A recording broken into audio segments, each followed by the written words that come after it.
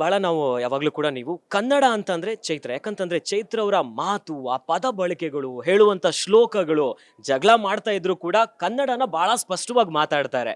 ಯಾಕಂದ್ರೆ ನಿಮ್ಮ ಭಾಷಣಗಳು ಎಷ್ಟು ಜನರನ್ನ ಪ್ರೇರಣೆಯನ್ನ ಕೊಟ್ಟಿದೆ, ಹಿಂದುತ್ವದ ಬಗ್ಗೆ, ಆಧ್ಯಾತ್ಮಿಕದ ಬಗ್ಗೆ, ಭಾರತದ ಸಂಸ್ಕೃತಿ ಬಗ್ಗೆ ಮಾತಾಡ್ತೀರಾ. ಚೈತ್ರ ಕುಂದಾಪುರ ಆ ಪದ ಬಳಕೆಗಳನ್ನೆಲ್ಲ ಹೇಗೆ ಕಲ್ತ್ರಿ? ಆ ಸ್ಪಷ್ಟ ಕನ್ನಡದ ಬಗ್ಗೆ ಹೇಳೋದಾದ್ರೆ ಏನ್ ಹೇಳ್ತೀರಾ? ನನಗೆ ಅದೇ ಓದುವಿಕೆ ಯಾವಾಗಲೂ ಮುಖ್ಯ ಅಂತ ಅನ್ಕೊಳ್ತೀನಿ ನಾನು. ಪುಸ್ತಕಗಳನ್ನು ಓದೋದು ನನಗೊಂಥರ ಹುಚ್ಚು ಚಟ ಅಂತ ನೀವು ಅನ್ಕೊಂಡ್ರು ಪರವಾಗಿಲ್ಲ. ನಂಗೆ ಜೀವನದಲ್ಲಿರೋ ಬಹಳ ದೊಡ್ಡ ಅಡಿಕ್ಷನ್ ಅಂದ್ರೆ ಪುಸ್ತಕಗಳನ್ನು ಓದೋದು. ಅದು ಓದದೇ ಇರೋದಕ್ಕಾಗೋದಿಲ್ಲ.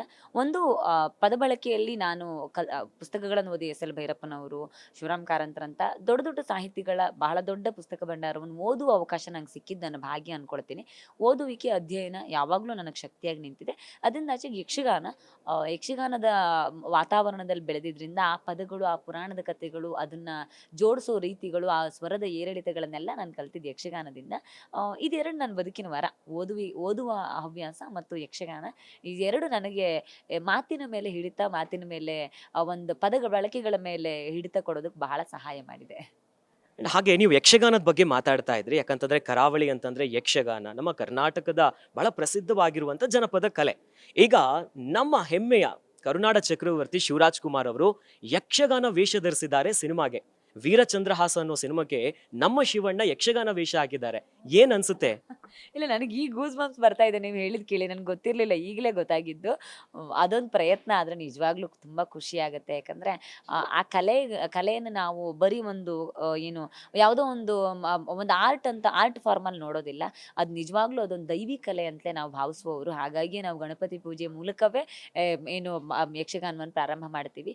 ಆ ದೈವಿ ಕಲೆಗೊಂದು ವಿಶೇಷವಾಗಿ ಇರುವಂತ ಒಂದು ಸ್ಥಾನ ಸಿಗತ್ತೆ ಅನ್ನೋದಾದ್ರೆ ತುಂಬಾ ಖುಷಿ. ಅದು ಶಿವರಾಜ್ ಕುಮಾರ್ ಅಂತ ಮೇರು ನಟರು ಅದನ್ನ ಮಾಡ್ತಾರೆ ಅನ್ನೋದಾದ್ರೆ ನಂಗೆ ಖಂಡಿತ ಗೊತ್ತು. ಅವ್ರು ಅದನ್ನ ಅಷ್ಟು ಗೌರವಪೂರ್ವಕವಾಗಿ ಖಂಡಿತವಾಗ್ಲೂ ಮಾಡಿರ್ತಾರೆ. ಒಂದು ಹೆಮ್ಮೆ, ಒಂದು ಗರ್ವ ಅದ್ರಲ್ಲಿ ಇದೆ ನಂಗೆ ಖಂಡಿತವಾಗ್ಲೂ. ನಾವ್ ಇಷ್ಟೊತ್ತು ಮಾತಾಡ್ತಾ ಇದ್ವಿ ಚೈತ್ರ ಅವರಿಗೆ ಏನ್ ಆಸಕ್ತಿ ಇದೆ, ಅವ್ರು ಹುಟ್ಟಿದ ಊರ್ ಮೇಲಿರುವಂತ ಗೌರವ. ಆದ್ರೆ ಚೈತ್ರ ಕುಂದಾಪುರ ಹಿಂದೂ ಫೈರ್ ಬ್ರ್ಯಾಂಡ್ ಆಗಿ ಗುರುತಿಸ್ಕೊಂತಾರೆ, ಅವರ ಭಾಷಣಗಳ ಮೂಲಕ ಗುರುತಿಸ್ಕೊಂತಾರೆ.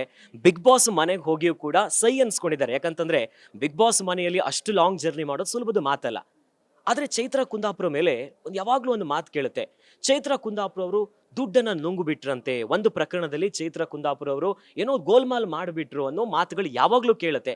ಈ ಒಂದು ವಿಚಾರಕ್ಕೆ ಗ್ಯಾರಂಟಿ ನ್ಯೂಸ್ ಮೂಲಕ ಜನರಿಗೆ ನೀವೇನ್ ಹೇಳ್ತೀರಾ? ಚೈತ್ರ ದುಡ್ಡು ನುಂಗಿದ್ ಹೌದಾ? ಮೋಸ ಮಾಡಿದ್ದು ಹೌದಾ? ಕೋರ್ಟ್ ಹೋಗಿದ್ ಏನ್ ಪ್ರಕರಣ ಅದು? ಪ್ರಕರಣ ಕೋರ್ಟ್ನಲ್ಲಿರೋ ಕಾರಣಕ್ಕೆ ಕಾನೂನಾತ್ಮಕವಾಗಿ ಒಂದಷ್ಟು ಅಡೆತಡೆಗಳಿದೆ ಅದ್ರ ಬಗ್ಗೆ ಮಾತನಾಡೋದಕ್ಕೆ. ಆದರೆ ಯಾರ ಮೇಲೆ ಆರೋಪ ಬರಲಿಲ್ಲ. ಭಗವಾನ್ ಶ್ರೀಕೃಷ್ಣನ ಮೇಲೆ ಶಮಂತಕ ಮಣಿ ಕದ್ದ ಆರೋಪ ಬಂದಿತ್ತು. ಕೃಷ್ಣನು ಹೋರಾಡಿದ್ದ. ಜಾಂಬವಂತನಂತ ಕರಡಿಯ ಜೊತೆ ಭಗವಾನ್ ಶ್ರೀಕೃಷ್ಣ ಹೋರಾಟ ಮಾಡಿ ತನ್ನ ಮೇಲಿದ್ದ ಶಮಂತಕ ಮಣಿ ಕದ್ದ ಆರೋಪವನ್ನ ನಿವಾರಿಸ್ಕೊಳ್ಬೇಕಾದ ಪರಿಸ್ಥಿತಿ ಬಂದಿದೆ ಅನ್ನೋದಾದ್ರೆ ದೇವರಿಗೆ ಅಂತ ಆರೋಪ ಬಂದಿದೆ. ನನ್ನಂತ ಹುಲುಮಾನವರು ಯಾವ ಲೆಕ್ಕ? ಆದರೆ ಆರೋಪಗಳನ್ನು ಗೆದ್ದು ಬರುವ ಶಕ್ತಿ ಆ ಭಗವಂತ ಕೊಟ್ಟಿದ್ದಾನೆ. ಆರೋಪಗಳ ವಿರುದ್ಧ ಹೋರಾಟ ಮಾಡ್ತಾ ಇದ್ದೀನಿ. ನನಗೆ ಭರವಸೆ ಇದೆ ಭಗವಂತ ಆ ಹೋರಾಟದ ಜೊತೆಗೆ ನಿಲ್ತಾನೆ ಅಂತ. ನಾನು ಯಾವಾಗಲೂ ಕೇಳ್ತಿದ್ದೆ, ಈ ಆರೋಪ ಬಂದಾಗಲೂ ಹೇಳಿದ್ದೆ, ನನ್ನ ವೇದಿಕೆಗಳನ್ನು, ನನ್ನ ಮಾತುಗಳನ್ನು ಕಿತ್ಕೊಳ್ಬೇಕು ಅನ್ನುವ ಕಾರಣಕ್ಕೆ ಇಂಥದ್ದೊಂದು ಆರೋಪ ಮಾಡಲಾಗಿದೆ. ಭಗವಂತ ಅನ್ನೋನಿದ್ರೆ ನನ್ನ ಮಾತು ಮತ್ತಷ್ಟು ಗಟ್ಟಿ ಆಗುವ ಹಾಗೆ ಮತ್ತಷ್ಟು ದೊಡ್ಡ ವೇದಿಕೆಗಳನ್ನು ನನಗೆ ಭಗವಂತ ಕೊಡ್ತಾನೆ ಅಂತ ನಾನು ಅವತ್ತೇ ಹೇಳಿದ್ದೆ. ಅವತ್ತು ಮಾಡಿದ ಚಾಲೆಂಜ್ನಲ್ಲಿ ನಾನು ಇವತ್ತು ಗೆದ್ದಿದ್ದೀನಿ. ನನಗೆ ಕಳೆದ ನವರಾತ್ರಿ ಸಂದರ್ಭದಲ್ಲಿ ನೀವು ಮಾಡಿದ ಆರೋಪದಲ್ಲಿ ನಾನು ಒಳಗಡೆ ಹೋಗಿದ್ದೆ. ಅವತ್ತು ನಾನು ನಿರ್ಧಾರ ಮಾಡಿದ್ದೆ, ಮಾಡದ ತಪ್ಪಿಗೆ ನಾನು ಈ ಶಿಕ್ಷೆ ಅನುಭವಿಸ್ತಿದ್ದೇನೆ ಅನ್ನೋದಾದ್ರೆ ಯಾವ ದುರುದ್ದೇಶ ಇಟ್ಕೊಂಡು ಈ ರೀತಿ ಆರೋಪ ನನ್ನ ಮೇಲೆ ಹಾಕಿದ್ದಾನೆ ಅವ್ರುಗಳಿಗೆ ಉತ್ತರ ಕೊಡುವ ಹಾಗೆ ಭಗವಂತ ನನಗೆ ಖಂಡಿತವಾಗ್ಲೂ ಉತ್ತರ ಕೊಡ್ತಾನೆ. ಈ ವರ್ಷ ನಾನು ನವರಾತ್ರಿಗೆ ಇಲ್ಲಿದ್ದೀನಿ, ಮುಂದಿನ ವರ್ಷ ಮತ್ತೆ ನಾನು ಮಾತಾಡೋ ವೇದಿಕೆಯಲ್ಲಿ ಇರಬೇಕು ಅಂತ ಆ ತಾಯಿ ಹತ್ರ ನಾನು ಪ್ರಾರ್ಥನೆ ಮಾಡಿದ್ದೆ. ಭಾರತದ ನ್ಯಾಯಾಲಯದಲ್ಲಿ ಸ್ವಲ್ಪ ತಡ ಆಗಬಹುದು ನ್ಯಾಯ ಸಿಗೋದು, ಆದ್ರೆ ಭಗವಂತನ ನ್ಯಾಯಾಲಯದಲ್ಲಿ ಖಂಡಿತ ತಡ ಆಗೋದಿಲ್ಲ. ಮುಂದಿನ ವರ್ಷ ನವರಾತ್ರಿ ಕಟ್ ಮಾಡಿದ್ರೆ ನಾನು ನೇರವಾಗಿ ಬಿಗ್ ಬಾಸ್ ಮನೆ ಒಳಗಡೆ ಇದ್ದೆ, ನವರಾತ್ರಿನಲ್ಲಿ ಆಚರಿಸ್ತಾ ಇದ್ದೆ.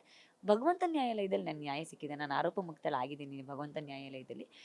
ದೇಶದ ಕಾನೂನು ಅಂತ ಬಂದಾಗ 140 ಕೋಟಿ ಜನ ಇರೋ ಬಹಳ ದೊಡ್ಡ ದೇಶ. ಇಲ್ಲಿ ಒಂದ್ಸಲ ಕೇಸ್ ಹಾಕಿದ್ರೆ ಅದಕ್ಕೆ ವರ್ಷಾನುಗಟ್ಲೆ ಫೈಟ್ ಮಾಡಲೇಬೇಕಾಗುತ್ತೆ. ಅದ್ರ ಭರವಸೆ ಇದೆ. ಬಾಬಾ ಸಾಹೇಬ್ ಅಂಬೇಡ್ಕರ್ ಬರೆದಿರೋ ಸಂವಿಧಾನದಲ್ಲಿ justice can be delayed but not denied ಅನ್ನೋದ್ರ ಮೇಲೆ ನಂಗೆ ತುಂಬಾ ನಂಬಿಕೆ ಇದೆ. ತಡ ಆದ್ರೂ ನಂಗೆ ಖಂಡಿತ ನ್ಯಾಯ ಸಿಗುತ್ತೆ. ಆರೋಪ ಮುಕ್ತಳ ಖಂಡಿತವಾಗ್ಲೂ ನಾನು ಬಂದೇ ಬರ್ತೀನಿ. ಗ್ಯಾರಂಟಿ ನ್ಯೂಸ್, ಸುದ್ದಿ ಖಚಿತ, ನ್ಯಾಯ ನಿಶ್ಚಿತ.